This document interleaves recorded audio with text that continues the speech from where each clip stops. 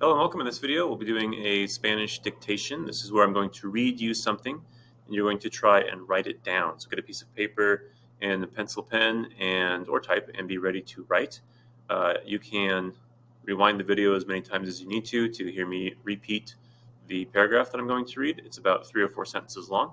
I'm going to read it at a kind of a normal pace. I'll read it a little bit slowly, and then again, just rewind as many times as you need to. I'll be sure to warn you before I show you what the paragraph should say. So here it is.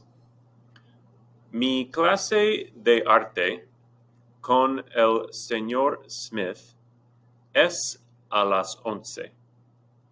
En la clase, yo necesito mucho papel, plumas y lápices. Me gusta escuchar música y hablar con mis amigos en la clase. That's it. So replay it if you need to. Otherwise, I'm going to scroll down and you can see the answer and compare it with what you wrote down. So here it comes. I'll say it again for you and then translate it if you want to hear that.